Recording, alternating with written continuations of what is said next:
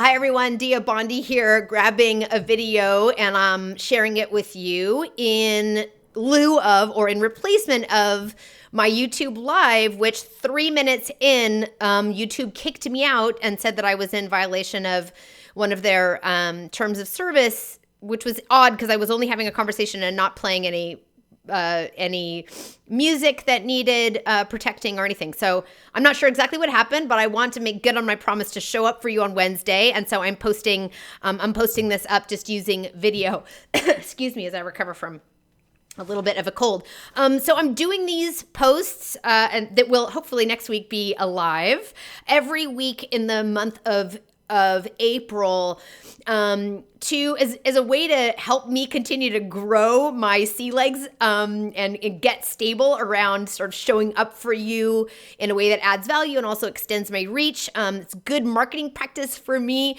and also to give you to hopefully add some value for you. And I really what the way I'm wanting to show up for you is to help you find courage and strategies, whether it's about my communications work or about Project Ask Like an Auctioneer, the courage and strategies you need to have the impact you want both on stage and on your goals, okay? Because my brain is always looking at how do I help you have an honest conversation with yourself and the world so that you can honestly create a pathway toward the impact that you want to have. And sometimes that has a lot to do with storytelling and communicating, and sometimes it has a lot to do with being honest about what we want in the world. So I wrote last week a blog called Everything is Renegotiable. And it's because everything is so up in the air right now. I have a brother who owns a small business that is just getting hammered, and his strategy and pathway forward is up in the air. My business as well is sort of, I'm having to pivot in a way that's meaningful to my audiences and not be tone deaf. I'm having to think about, is the way I'm working, the way that I'm working, something that is important and right for me, or do I need to relook at it again? I'm having, how I'm spending my time is a little bit different. That might be true for you as well.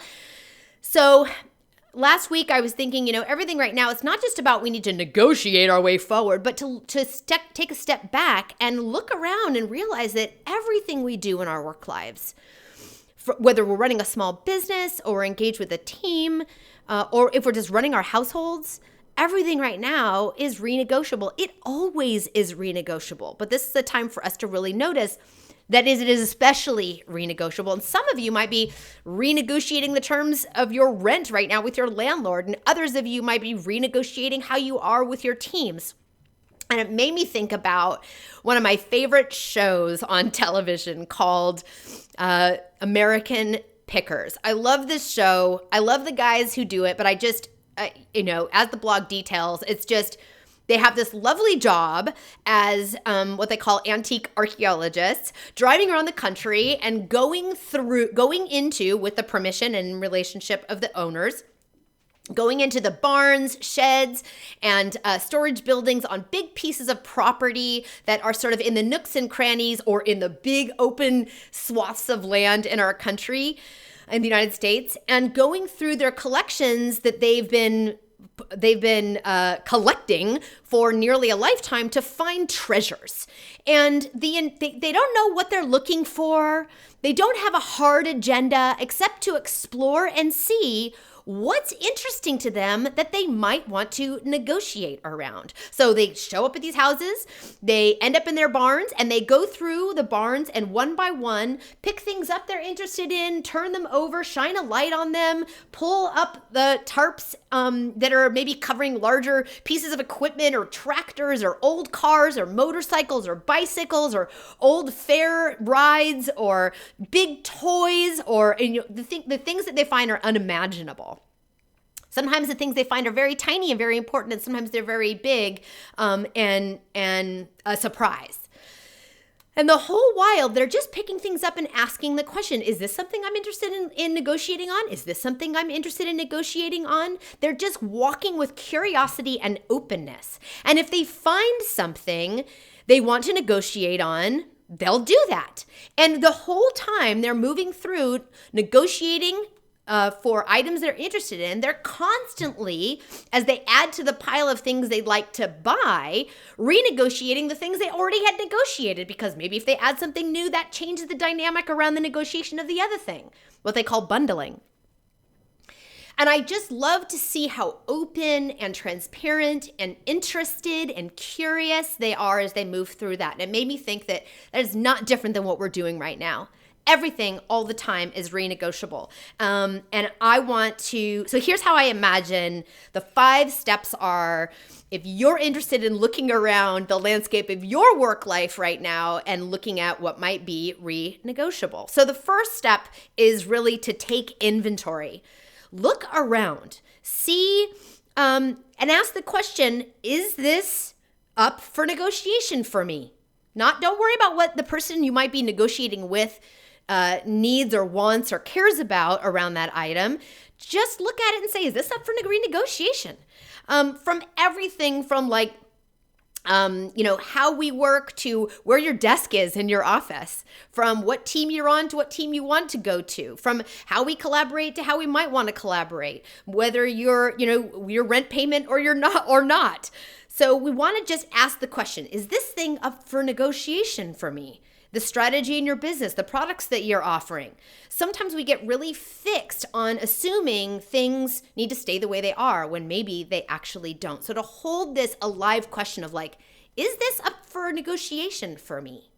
And all you're looking for is a yes or no answer. Yes, I'd like to renegotiate. You don't have to decide yet how you want to do it or what the negotiation really is. It's just, does it end up on the list of something you'd like to renegotiate or not?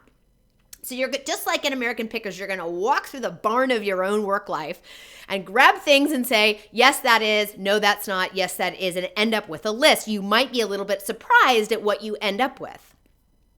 Step 2, once you've got your list of here are the 3 things or the 5 things or the 1 thing or the 20 things that are actually up for renegotiation for me. I'm looking at in my business, this COVID crisis, is making me look in my business. What have I been doing that I don't really think I want to or need to keep doing? So it's an opportunity for me to look at things that I thought were fixed when they're maybe not. Step 2, once you've decided what is negotiable or renegotiable, what do I want? If I'm looking at my business and saying, I don't want to do one-on-one coaching anymore, if that's true, then what do I want to do? 1-on-3 coaching, small groups, none at all, 1-on-1, but maybe only once a quarter? Like, what is the thing that I want? And what are all those scenarios? So yes, I want to renegotiate the way I work with an assistant maybe. Yes, I want to renegotiate my marketing strategy. Yes, I want to renegotiate my lease.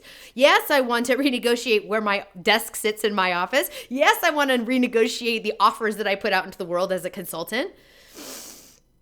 And what is it that I actually want? If it's not this, what is it? So once you've identified the thing and how you actually want it, okay, the third step is you got to find out if it's even on the table with the other people you're maybe negotiating with. So in my case, for my consulting and coaching practice, I need to renegotiate something, whether I do one-on-one coaching or not anymore going forward. And then I need to ask, is that a thing that is even on the table for my clients?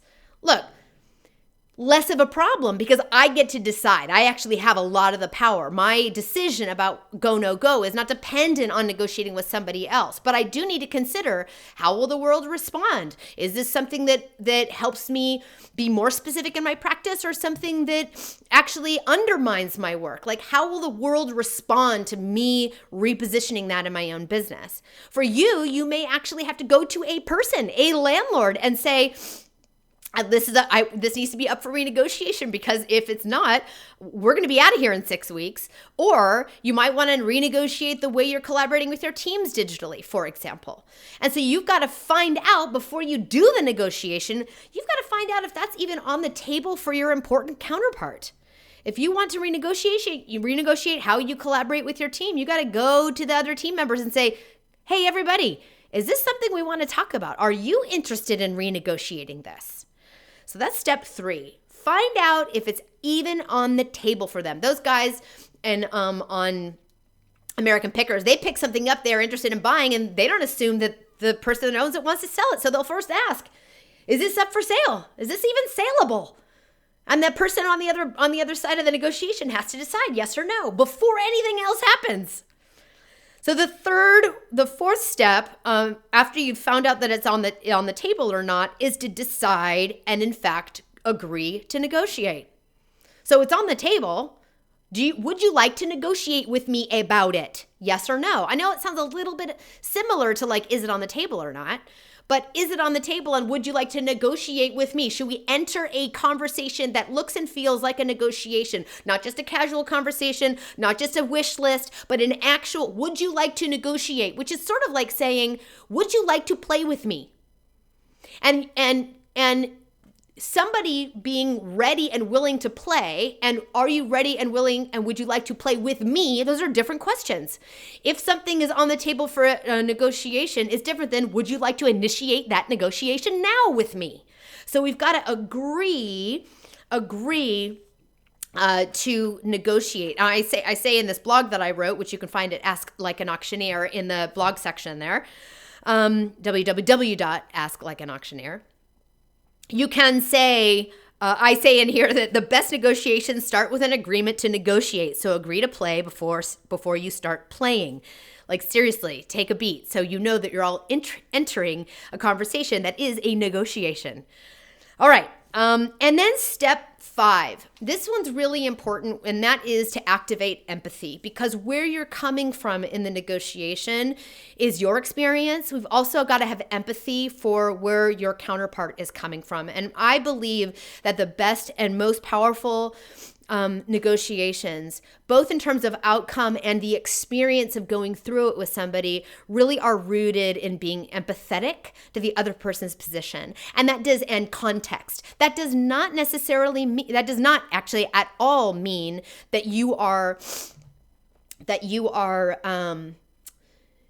you're not having boundaries, or that you don't say no. You will say no because you know it's going to be important for you to say yes or no to. You don't have to be a pushover, but you need to come at it with an attitude and disposition of empathy so that you can reduce your own potential of getting triggered, so that we don't go into just being offensive with each other, but instead very bidirectional, that you can be in conversation and delight in the conversation with curiosity, and to actually create a negotiation that works for both of you instead of coming at it as a fight. It's not a fight.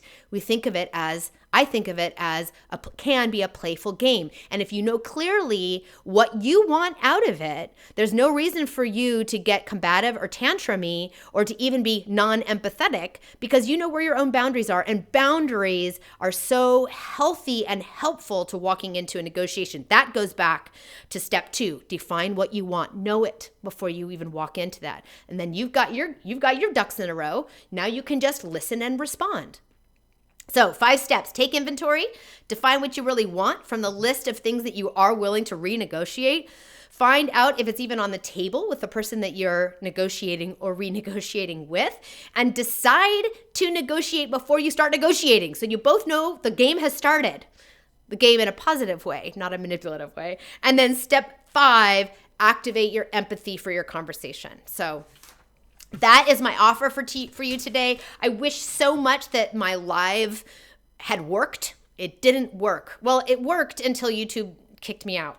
I'm going to solve that and see you next Wednesday on the second live broadcast where I think I'm going to nail it. But for now, I hope this brought you a little bit of joy or strategy or looseness to looking around and seeing what in your life, what in your work life is negotiable or renegotiable. Okay, everybody, see you around the bend. Subscribe to my YouTube channel. I don't know where the button is. I don't know if I even have a button, but if you can find the button, push it.